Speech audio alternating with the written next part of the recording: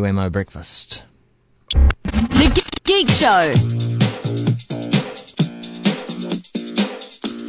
Is joining us now from The Geek Show. It's Chelfyn, thegeekshow.com, 2 3s rather than 2 E's. Good morning to you, Chelfyn. Hello there, Wammo. Today we're talking about something very, very exciting. It's always good when we see these next leaps in technology. In fact, it's almost like an extension of what we saw the other week with the rocket launch in New Zealand. Well, I guess that's on a smaller scale. Well, it is. It's a direct extension, really, isn't it? We're not so much the Geek Show at the moment, we're the Space Show. Yeah, we're looking at Richard Branson's latest offering, is Spaceship number 2.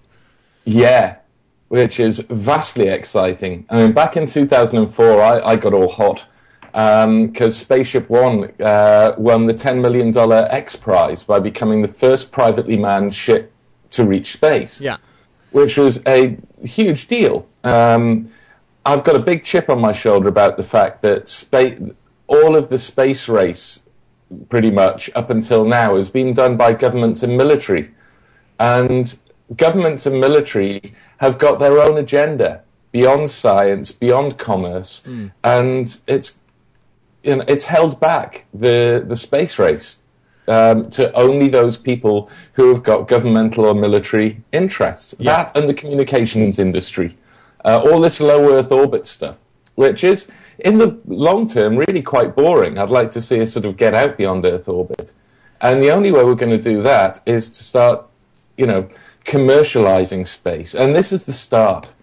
So after Spaceship One won $10 million, they've been developing Spaceship 2, which is a much bigger, a lot bigger. Tell us version of the craft. Did Spaceship 1 do anything decent? I mean, did it take people up into the upper areas of the atmosphere? Basically, Spaceship 1? Yeah. Spaceship One was really a proof of concept that the company Scaled Composites, which is run by a guy called Bert Rutan, who's really the brains behind this. He's an aviation designer. And it's funded by Sir Richard Branson, the slightly quirky British billionaire. Yeah. And basically, Spaceship One was purely designed to get up over 100 kilometers, technically the edge of space, with 3 people in it, I think they had in that, and collect the $10 million X Prize and just be a proof of concept vehicle. Okay, right. And everything that they learned from the construction of that, they immediately went, right, let's make the next one. So Spaceship 2's been under development since 2005, pretty much. And that carries 6 passengers with 2 crew. So this is actually designed for commercial use. Spaceship One was to win the X Prize. This is to start taking people up into suborbital space for up to 5 minutes of weightlessness and an actual view of the curvature of the Earth. And it's to kickstart space tourism, basically. And they've already got about 300 people signed up. I'll just check my notes here on this. They've got $200,000 a pop. Yeah. And 300 clients have placed a deposit or paid the full ticket price. So that was unveiled yesterday.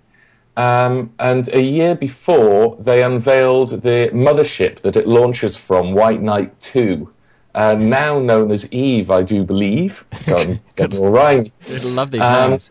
Which is it's basically a twin fuselage jet engine ship. Imagine it just looks like 2 planes joined together at the wingtips. Yeah. And then where the wingtips join in the middle, you've got Spaceship 2 hanging there, ready to... I see. Because I was puzzled because I'm just looking at a photo of it now, and I thought the whole thing was the thing that goes up into space. No. What happens basically is the 2 outer parts and the jet engines fly up to as high as you can go, powered with jets and air. Yeah. And then the rocket engine kicks in on Spaceship 2 as it detaches, and that flies the rest of the way. Now, one of the cool things that connects us to the story last week about Mark Rocket's rocket going up in New Zealand, is it uses quite a similar propulsion system. It's nitrous oxide as the oxidizer, and here they're using a rubber-based propellant. But I don't think it's a million miles away from the propellant that's being used in Mark Rocket's rockets. Okay, cool. Be very interesting to find that out. Yeah. But it's all very exciting. When's it going to actually carry these passengers up? Well, they've got at least a year of testing, but they're probably looking to about 12 to 18 months of testing, and then if all goes well, they'll be starting to take some of their paying customers. And at that point, we're looking at a proper commercial space tourism industry. Would you do it? Would you go? Absolutely. If I could spare the cash, I'd do that. I'd much prefer to get orbital, but that's still probably a couple of stages away. Yeah. Because the velocities required the difference between getting up into space and coming back down again, and getting up to space fast enough that you don't come back down again, you just keep going round and round the Earth. There's quite a difference in those two things. But is there some kind of re-entry situation? Like how when the space shuttle comes back down, it all heats up on the way down. Is that an issue? Not nearly as big an issue as with something like the space shuttle, primarily because you haven't attained that orbital velocity I was talking about. Right. So you don't have all that speed to lose. The reason the space shuttle and the Apollo capsules and things heat up so much on re-entry isn't because they're falling down so fast. It's because they're entering it at an angle, and they're actually moving incredibly fast round and round in circles. And they've got to lose all that speed so they can fall downwards. Interesting. Now, of course, someone has to be involved in the very first space tourism disaster. That's what I would be nervous about going up there. I guess I'm just a wuss, I suppose. Well, I guess so. But if you look at the safety records for flying, for space travel, it's all much, much safer than driving in Auckland. Yeah. On a Wednesday, I don't know. Yeah, or driving anywhere, I suppose. Driving anywhere. There are so many things we do that are far riskier on a regular basis. Most of the physical games we play are far riskier, especially some of the extreme sports that people get into now, with no real thought. The worst, small boating accidents. People go boating in small little 14-foot dinghies. It's great fun, but the number of fatalities worldwide compared with the number of people that do it is huge. Yeah. Yeah. But we don't really put these risk analyses in perspective.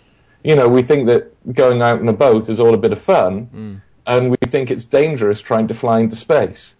But there's more safety procedures being looked at when trying to fly 300 commercial people into space than will have been done for a small boating company. I tell you what, so I really hope... I think they're a lot safer with this than you would expect.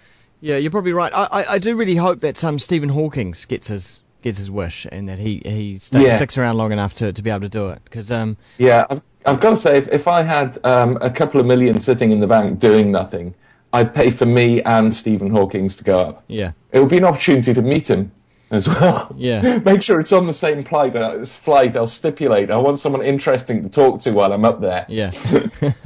Well, that's Spaceship 2. The entrepreneur Richard Branson doing it for all mankind. Well, I suppose some mankind anyway. Well, even if it's just for his own ego, I'm glad he's doing it. Yeah, someone has to. Yeah. Thanks very much, Chelfyn. No problems. Chelfyn is over at thegeekshow.com, 2 3s rather than 2 E's, and you'll find him on Twitter as well, twitter.com/Chelfyn, Chelfyn. It's now 24 minutes